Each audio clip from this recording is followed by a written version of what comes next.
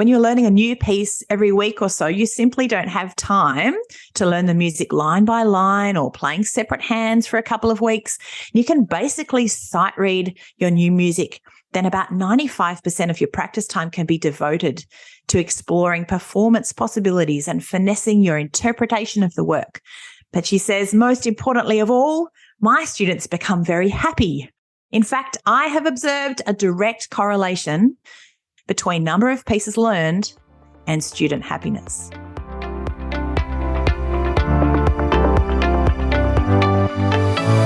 You're listening to the Integrated Music Teaching Podcast from Top Music. Tune in weekly as we interview music teachers and experts from around the world to explore creative activities and ideas that build learning connections in students. Our integrated music teaching approach will deepen your students' understanding of musical concepts, engage them in critical thinking, improve their reading and performance, foster their curiosity, and prepare them for a lifetime of music making. It's Tim Topham here, and welcome back to the Integrated Music Teaching Podcast from Top Music. At the heart of integrated music teaching is a realization that creative activities like composing, improvising, transposing, arranging, and playing by ear, far from being just fun activities for students to try after they've done their more serious work, can be the bridge that strengthens a student's understanding about the connection between theory and practice. By using creative activities as integrations, we can create novel, memorable, and emotional experiences that students remember and that helps them to understand the inherently connected nature of all aspects of music. I'm going to be sharing more about my integrated music teaching keynote in some future podcasts and send you some links coming up really, really soon. In the meantime, if you want to find out more about the kinds of creative activities that you can use as integrations, come and join us inside Top Music Pro at topmusicpro.com and explore one of our many creative teaching courses.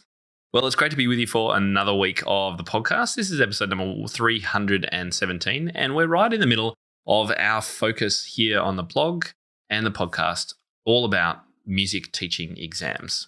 And if you haven't yet checked out our blog articles, YouTube videos, and social media postings about exams from the last few weeks, then I do encourage you to go over to any of our sites and check those out. There's been lots of great questions coming through, lots of great conversations about the place and the role of exams and how to make the most from them. Just before we dive into today's episode, I wanted to encourage you to head over to my TikTok channel if you're a TikTok user, or my Instagram for lots of behind-the-scenes stories, videos, and updates. If you are an Instagram user, then definitely check out my stories. That's where I'm tending to post behind the scenes of my family, my life, and the work that I'm doing here for Top Music. And over on TikTok, I'm sharing more and more videos about just creative ways to start lessons and how to play pop music in particular. Nice short little videos that you can get lots of quick tips from to use in your lessons straight away. So if you want to find my channels over there, just search for topmusic.co on either TikTok or Instagram, and I look forward to connecting with you there. All right, on with the show. My guest today, Rebecca, grew up listening to her three older sisters practice their musical instruments. She delighted in her childhood music lessons and wanted to teach young children in a fun and creative way. Her piano teacher at Melbourne University recommended the Yamaha method, and Rebecca taught with the Yamaha Music Education Centres from 1998 to 2018. She loved being a national teacher trainer with Yamaha and enjoyed opportunities to travel to Toronto and Tokyo for Yamaha teacher development events. Rebecca is also a qualified practicing Yamaha grade examiner. Her first book, Sight Reading Secrets Grade 1, was published in 2004, and there are now 9 books in the series. Following the 2020 bushfires and the COVID pandemic, Rebecca founded Imagination Regeneration to give rural students meaningful learning opportunities at no cost to their families. These experiences of musical improvisation, composition, and performance, as well as creating original musical works, helped students express themselves following a period of trauma and being isolated.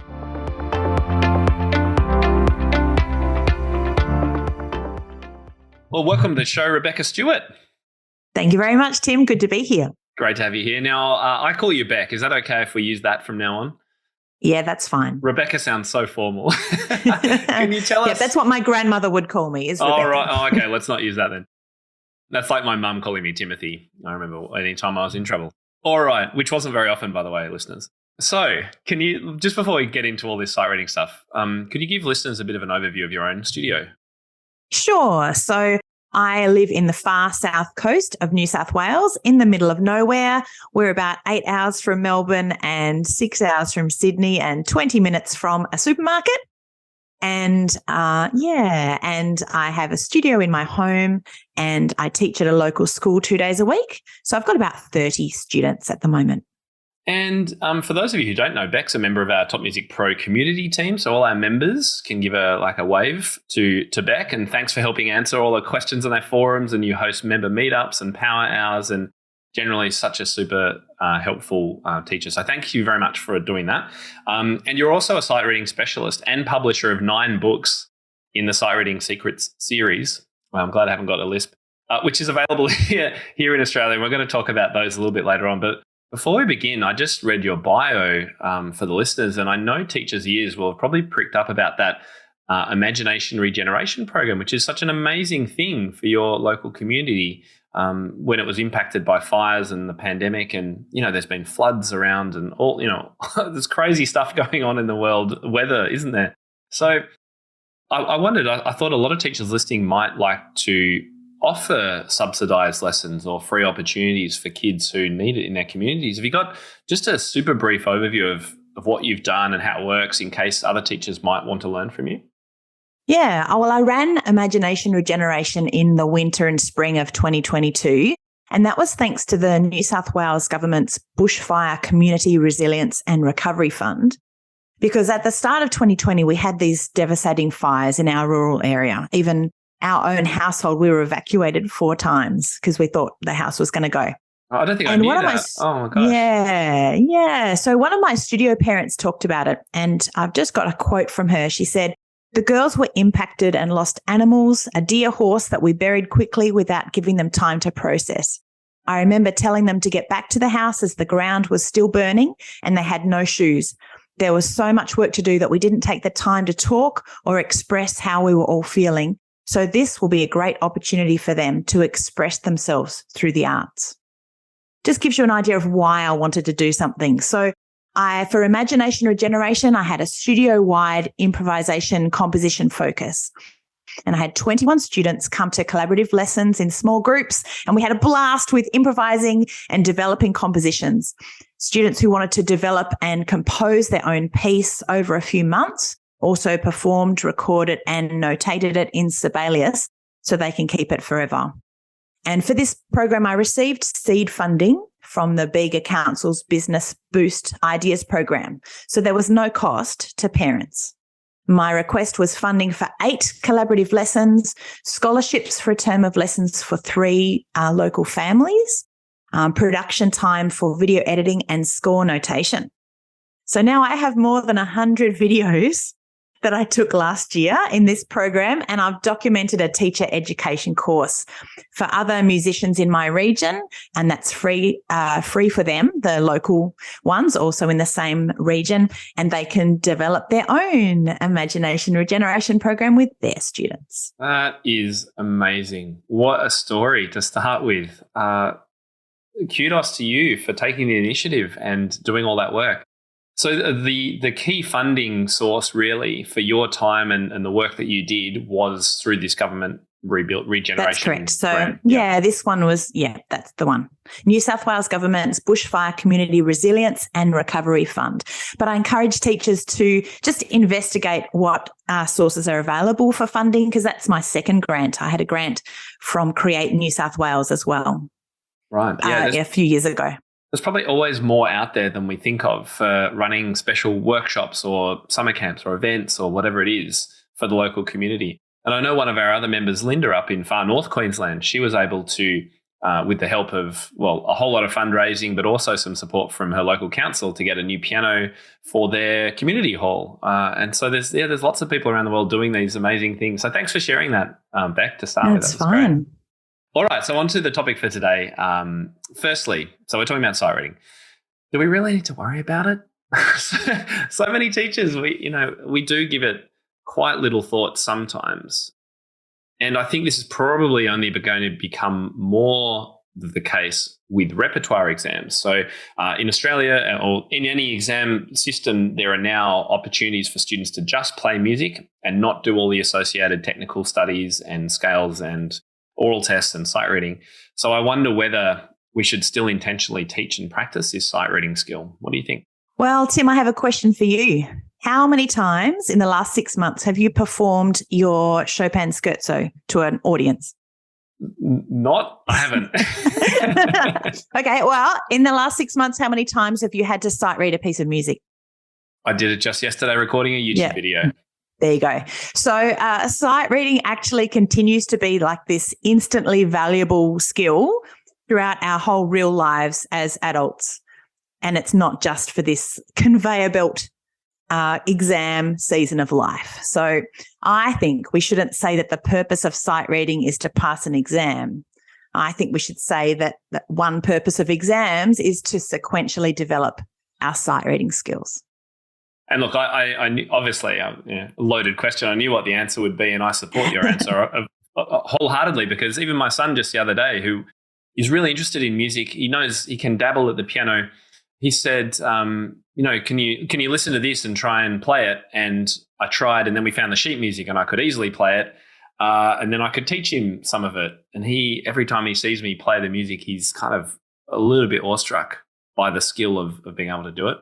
So, it's been crucial for all my employment in schools and things to be able to sight read for student exams and all that. So, 100% agree with you on that. It is super important. And let's not do it for exams. Let's do it because it's a great skill to have. All right. So we've set up today with 5 tips that you're going to share, or 5 secrets to sight reading success. And you've given them some pretty cool names. So let's go over what are the 5 that we're going to be talking about, and then we'll break them down. Sure. Number 1 is secret code. Number 2 is secret agent. Number 3 is secret source. Number 4 is trade secret. And number 5 is secret weapon. All right. I am very excited to find out what these mean because I'm not really sure myself. Let's get into it. So tip number 1, the secret code. Let's talk about this. What is your first tip? Sure. So this is how to use language learning technique approaches when you're teaching sight reading. So Anita Collins, we've heard her interviewed on your podcast. She's a leading neuromusic educator in Australia. And she says that music programs should build skills sequentially. And she endorses the idea that children should be taught to read musical notation and symbols when they're learning music. And this reinforces the idea of symbol to sound connection. And that's what kindergartens are doing for developing English reading. So when children are learning how to read their native tongue, they use heaps of different building blocks in a school to teach that and reinforce that. So for learning English, my kids learnt phonics, they read simple books, they copied out letters, they did handwriting and grammar and learnt different text types and endless spelling words and millions of stories being read aloud to them, and even learning and reciting poetry. So as musicians, we need to find what are those sequential building blocks in music that'll help our students. So a lot of us love using landmark notes. We use intervallic reading. There are still people who use mnemonic devices. If that helps you, then that's all more power to you. We can help students to read in a certain key. We can help them read in a certain 5-finger position. We can teach them how to read and play variations like Samantha Coates talked about with you in your podcast interview on a rote repertoire, and then doing the next steps of that. You can play first and then look at the score. You can look at the score and then hear how it sounds. You can look for patterns and transcribe compositions and use a pencil to draw notes and use magnetic notes and endless off-bench theory ideas that relate directly to what their repertoire is. So I think the secret code is to find how to teach that symbol to sound connection using as many different resources as possible. The other thing to keep in mind is, we talk about this idea of language learning and putting the learning the music without the reading as the first part. So if we do that, so you're saying the building blocks, the more we build up the building blocks, the more that will relate and support when we do go to the reading. But you're not saying let's push the reading first. No. So I've got 4 lovely children, and when they started to speak, I didn't just hold up a sign that said, "Hello, Mummy." and wave it to them until they spoke to me. I spoke to them first. They heard me. They started trying to create sounds. They could actually speak fluently before they could learn to read English. So, yeah, I very much agree that children listen and then they sing and then they play and then they read. Okay, so secret code number 1. Let's try tip number 2. Secret agent. Sure.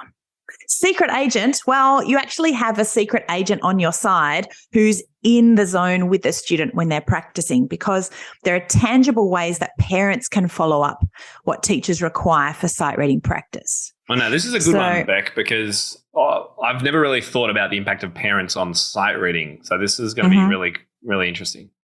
Yeah, well, I think, Tim, have you ever asked a parent if they want a lower exam mark in their student's exam? So that's definitely a rhetorical question. Yeah, totally. So parents are totally on our team. So really, they are a secret agent representing us at home. So I've seen so many high exam results for students who practice sight reading. And I think parents who enroll their students in an exam, they're keen for it to be a positive result. So parents are going to back up what you say at home, especially if you have like concise and tangible instructions for their homework. So if necessary, this secret agent can infiltrate your students' practice, their time in that they're sitting at the piano, using their grown-up logical brains. And they can require their child to practice just one sight reading example each day. And the parent can then help them to push through when it feels too hard, just to get started, or if it feels like it's too hard to attempt. So we know that these midbrain dopamine neurons are known for their strong responses to rewards and their critical role in positive motivation. And so when parents are giving positive feedback during piano practice and helping them achieve the hard things, and reminding them that this is just a tiny step towards a great big goal, it's not going to be the same dopamine hit as a video game, but it will help them to be successful readers. So in your studio, have you taught parents? I mean, because parents really wouldn't understand what to do. It's why I've tended to use sight reading books of whatever type that have sort of 1 to a page, or a few to a week or something like that. So it's pretty easy. You can just kind of check them off as you go. Is that something you'd actually explain to parents? Okay, this is what the task is. This is what they need to do, etc. Yeah, absolutely. Because if the student knows they've got to achieve this thing in the lesson, if you teach the student how to approach it, that's going to be really helpful. And then the parent can just say, how did Rebecca ask you to do that? She didn't just say, play it as fast as you can. So yeah, if teachers can show their student during the lesson and show how quick it is as well. Like I've got these great little coloured sand timers. I can say, we're just going to do 1 minute, just 1 minute of sight playing. And help the students see, okay, so I need to look at it first. I need to think about the key. I need to think about where my hand position is, all of these things. So Dr. Noah Kageyama calls it self-regulated learning.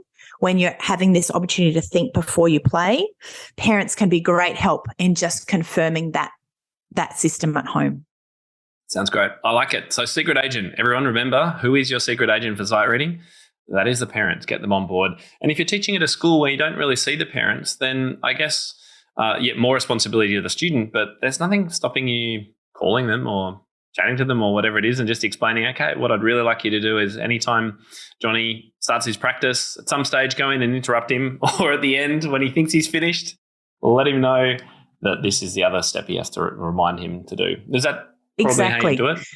Yeah, I think too, because I teach in a school and I take videos a lot. It's super easy now to communicate with parents via video. They want to see their little Johnny doing beautifully in a piano lesson, but it also means that the student has to watch that video again because their parent wants to show them, and that confirms it for the student, confirms it for the parent. You then have a video on file that potentially you could show some other student. Or show them later on to show them how far they've come from when they last was videoed. Absolutely. Absolutely. I don't think students understand, they can't necessarily see the incremental improvement that we see. So that before and after is very handy and very motivating. So, yeah, we want to take each step of their learning, each area of their learning. We want to just be taking these incremental improvement steps. And sometimes people say they don't want their student to learn how to play stuff by ear because they're worried it'll affect their sight reading, that they won't be able to do sight reading. And of course, we've heard of teachers who refuse to let a child play something unless they can read it. But if this happened at school, it's kind of like having a child who's really great at spelling but very scared of writing a narrative and telling them, well, you're not allowed to do any more spelling tests until you've written me a novel. You just don't do that. You just work on the novel, you work on the creative writing and increase that, and you work on the spelling and increase that. And if I'm really grateful for this, because if I'd waited for my ball catching skills in PE to catch up to my by ear playing piano skills, I actually wouldn't have graduated high school. Nicely put. All right, let's move on to tip number 3, which was the secret sauce. What is the secret sauce? A secret sauce. Well, it's using this idea of growth mindset and in extrinsic motivation so that the students can have better confidence and higher results as well. And that's through having a systematic sight reading curriculum. So growth mindset is super important, not just for our students, but for us as well. So the counsellor at school told us that a child can't learn if their hair is on fire. Yeah. So they're not in the right zone for learning if they're feeling panicky. And if the child is saying, oh, I'm not good at sight reading, it does something to their brain. So the secret sauce is having this combination of this systematic learning so that their confidence is boosted and that extrinsic motivation from having a good exam result is encouraged as well. So instead of a child saying, oh, I'm no good at sight reading, they work gradually at sight reading over days and days and weeks. And we say to them, oh, we're working on sight reading. Oh, you are becoming a better sight reader. All those things contribute to that growth mindset. They can see gradually, oh, I am a sight reader. I am a better sight reader than I was previously. And it becomes, instead of an extrinsic motivation in a negative way, like I don't want to fail my exam, it can become just that change in mindset means they can think, oh, I have an exam in November and I really want to get an A, like that extrinsic positive motivation. And gradually over time, also that systematic approach to sight reading means they're getting better and better at reading. And that can actually turn to intrinsic motivation. So one of my students, her name's Tori, and she would always say she plays by ear, by ear, by ear, by ear, by ear. We've been systematically working at sight reading and she groans and rolls her eyes every time we do it. But over the summer break, we've just had 6 weeks off. She's learnt 5 pieces at her grade level repertoire by herself over the summer. And she said to me, I wanted to be a better sight reader so I can learn pieces without you and learn them by myself. So our first lesson of the year, she performed me 5 pieces at her repertoire level. That's the kind of, because she has that intrinsic, I just want to do it now because I can see why it's valuable. And extrinsic motivation doesn't have to be exams, I guess.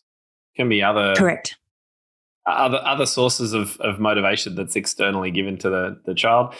I mean, absolutely. Look, even ticking a box, Tim, you mentioned, tick it off as you go. For some of us, checking boxes is a valuable extrinsic motivator until we're, 46 years old, hypothetically. Oh, it happens to all of us on new websites we visit, and we have to complete the circle of filling out your profile fields or getting rid of that bar that's filling up but it hasn't quite filled up yet. There's lots of ways we can do it. And look, I'm probably not proud of it, but I'm going to admit to the world that yes, I have bribed my children in some form or another sometimes just to push them over. Just sometimes they just need that little bit of encouragement to then go, oh, you know what, I'm actually okay at this. I'm going to stick with it. So absolutely. Yeah. Absolutely. Okie dokie. Tip number 4. Now, you call this the trade secret. Yeah, so I'm sure you're on board with this one as well, and lots of educators are, that if you learn loads of pieces during a year, not just for exam pieces, if you have this repertoire-rich teaching approach, that really positively affects your sight reading ability. Hugely. And you don't even really have to you don't have to do anything different except level a variety of pieces, which I'm sure Absolutely. you're going to talk about. Yeah, that's right. So not just things at their repertoire level and just boosting, having lots of different things to play, not just sight reading exercises, but lots of pieces that are easier to play. So one of my students plays beautifully by ear at a kind of grade 4 late intermediate level, but I don't make her, sight read things of that level. So she actually learns things that are mid-elementary, or she plays a duet with somebody, or it doesn't have to be all at the same level. And a lot of teachers are using this idea of a 40-piece challenge. And I know, Tim, you've had it on your blog, and Samantha Coates has talked about it.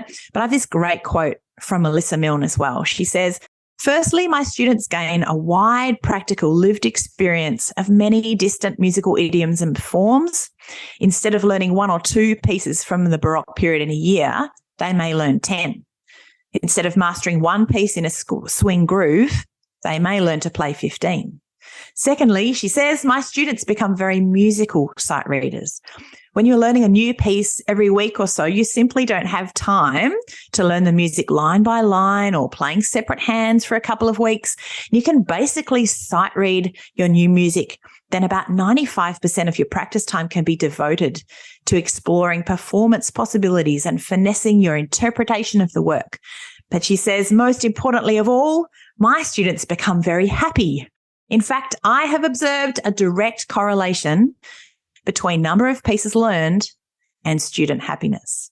So that was Elisa Milne from Australia. That was Elisa Milne, yeah.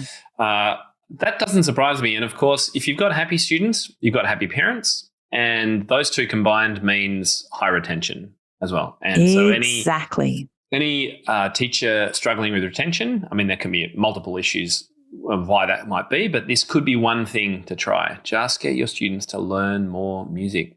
And I think that's the crucial factor that you said there, Beck, that it's not all at the level the student's working at. There should be a mix of easier pieces, much easier, in fact. And so I used to give my students 1 week pieces. And these would be, as you say, if they're sort of early or late intermediate or something, these are late beginner pieces. Whatever it is, 1 week piece, done. And tracking it in some kind of chart so they can see this chart filling up with all the music they've learned. So important, and so good for motivation too. It's great all round. Sight reading skills, reading skills, stylistic playing. I mean, you name it, it helps hugely. That's right. And parents can also be encouraged to have a whole library of music for their students. Don't just buy a book. Don't just buy a book with a grade number written on it. So I think as teachers, we have an opportunity to help students develop a wide library of pieces. And then people like Daniel McFarlane helping us out by having Supersonics membership, where there are already loads of pieces at lots of different levels. Mm-hmm. So parents and students can easily find them. Yep, click it. Yeah. Yeah.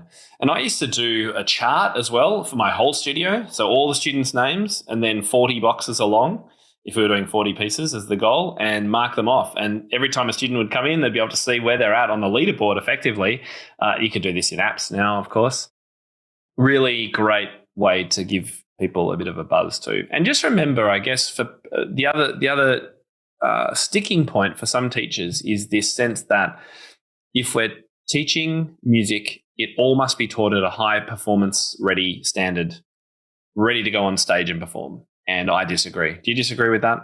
Yeah, I disagree as well, because just like we use language in different ways, you don't have to prepare a script every time you sit down for a dinner table conversation. There are different ways that we use communication. So, yeah, I agree. Same kind of thing, yeah. So don't feel all those pieces that students are learning have to be perfected, perfectly ready for, black hat tales recital. Absolutely. Memorized. Yep. No, not at all. That's not the point. I'm so with you on these tips so far. So that's great. Let's go on to tip number 5, secret weapon. Like the sound of this one. All right. So the secret weapon is that students who sight read really well are often exposed to lots of different kinds of creative expressions as well. So their teachers are helping them integrate sight playing with improvising and chord playing and composing and playing duets and learning pop songs, all of those things. If you integrate all of those into their regular lessons, that increases their sight playing. So for me, you talked about learning a piece of music with your son.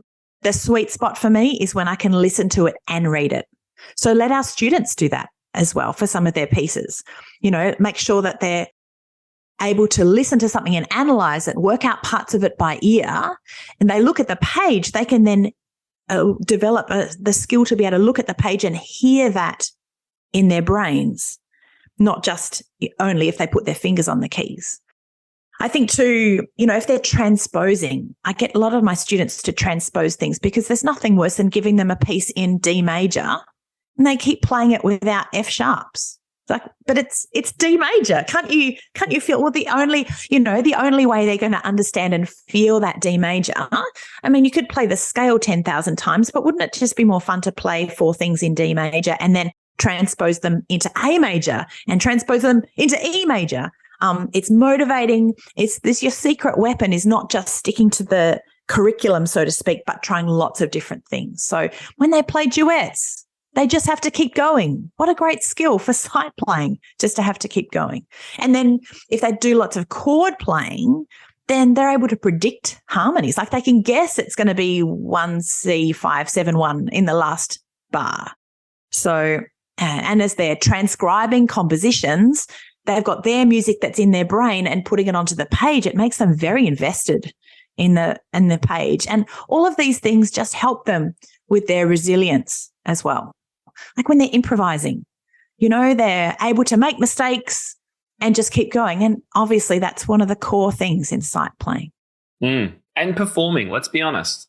If you're performing from memory, we all know of times when we lose our memory or something happens and you either stop and everyone knows you've made a mistake, or you just improvise your way through it using some chords that you're kind of playing on until you can get your head back into the game. And I've been able to do that multiple times. So it feels to me like, learning to do advanced driving and avoiding that accidents. Like I've got a few skills that I can call on immediately if I need them. And one of those is to improvise my way out of memory lapses. That's the thing too. You're confident to do that now, because you've had so much practice at doing it. And that's the same with sight reading. If they're used to just keeping going, even if they've made a terrible mistake, like we do in improv, although there's no mistakes in improv, then they're able to, if they're used to playing it in improv all the time too, then if they make a mistake in improv, they keep going. If they make a mistake in sight reading, they keep going. It becomes second nature. And I'd ask teachers listening as well, when you next sight read something, be it a worship song for a church or a piece of classical music that you want to teach, or the horrendous orchestral reduction of a musical score that you've got to play for a pit orchestra, just note what you're doing as you sight read. Because if you're anything like me, probably Beck as well, if it's hard, the thing that you resort back to is chords and harmony, because that gives you the structure and allows you to play something when otherwise there would be nothing. And I cannot tell you, Beck, the number of times I've had to play those. I've done a lot of musical theatre repetiteur work, playing the piano during dance practices. And when they go into those dance breaks in Oklahoma or any show, let's be honest, it's impossible to read because the conductor score has every single part written in. You need 10 hands to do it. And so I just go through the score and just write in chords if I have time. If I don't, I just go, okay, what key are we in? What's the groove? It's like bop, bop, bop. All right, I'm just going to make it up as I go. Here we go. All right, 1, 5, 6, 7, 8, let's go. But that's kind of what you have to do. But you need to know those skills to be able to do that. Absolutely. And experience playing them spontaneously a lot. Right. And I'm really glad you talked about this integration, because I've been speaking at schools recently to music teachers about my integrated music teaching framework, which really puts the creative activities that are often put aside as, the junk food of music lessons, or, they're not important, or the bit we'll do at the end of exams because that's a bit of fun. Put that front and center as the connective tissue between theory and practice. And so all of those things that you've mentioned, the composing, improvising, transposing, arranging, playing by ear, rather than look at those skills as just something to do as a fun side activity, make them part of how you go and build knowledge and make connections for your students. And we'll be sharing more about this in the coming weeks. But I did want to share one quote that I've been using in these workshops, Beck, which is from Dr. Martha Baker Jordan. She had this big fat book in 2003 called Practical Piano Pedagogy. I don't know if you read it. It's huge. I got that one. And it's really thick. But I found this quote which sums up what we're saying here so well. She said this: all elements of music instruction must be consistently integrated so that students perceive all segments of music study as an integrated whole whose parts are all interrelated. And here's the important bit: teaching a student to compose integrates and complements the skills needed to become a proficient reader in ways that many other parts of teaching cannot. So becoming a proficient reader isn't just, you don't just make that better by doing more reading necessarily. You need an integrated collection of experiences. And so she says, teaching a student to compose integrates and complements the skills needed to become a proficient reader in ways that many other parts of teaching cannot. And compose, you could interchange that word with teaching a student to transpose, teaching a student to play by ear, teaching a student, all these creative pursuits can have such a strong bearing on a student's ability to read and sight read. That's right. I agree. And they enjoy it and they stay with you for longer, and the parents are happy, so the students are happy, and it goes on. I love it. All right. So we've gone over the 5 tips. We have the secret code, we've got the secret agent, we've got the secret source, the trade secret, and that secret weapon we've been talking about right at the end there. So thank you very much for sharing the secrets. You have also created a workshop inside our Top Music Pro Academy for members. Can you let people know about that? So if you're a Pro member, you may not know about this, so tune in. If you're not a Top Music Pro member, then you can always come and join us. But what was that one about, Rebecca?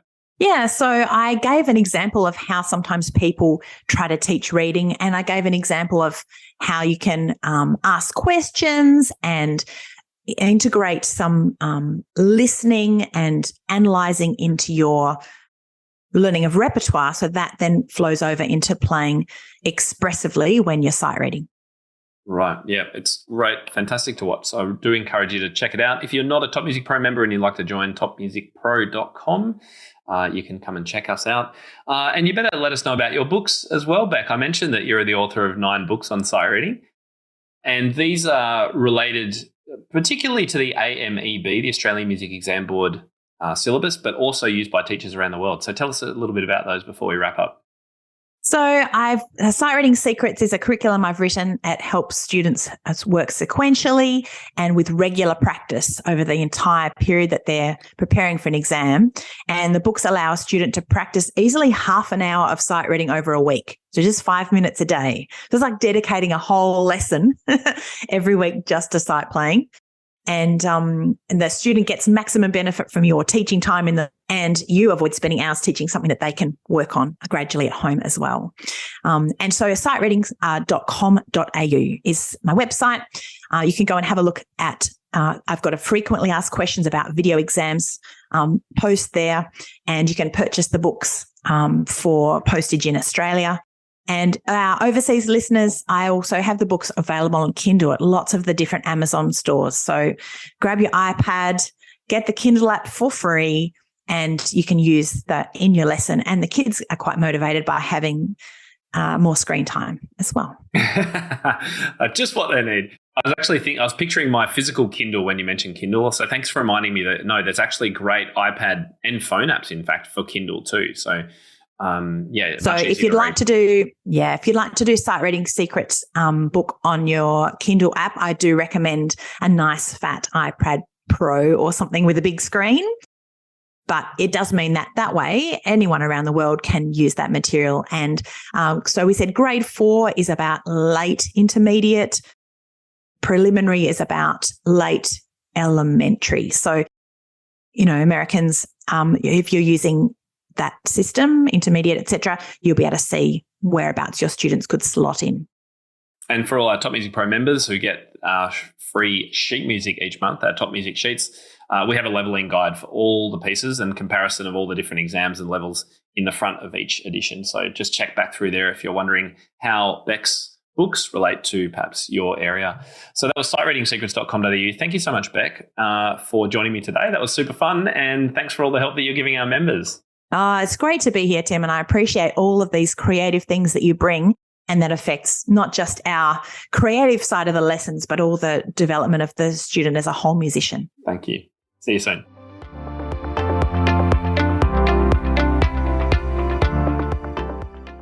Well, that's the end of the show this week. I do hope you go and check out some of Beck's resources and you enjoyed some of our secret tips. Next week on the podcast, we have a return guest, a fan favourite, one of our best friends at Top Music. It's the amazing Nicola Canton. And we're going to be talking about making scales this time absolutely relevant, fun and integrated as much as you can in your lessons. I'm Tim Topham, and you've been listening to the Integrated Music Teaching Podcast. And I look forward to speaking to you next week.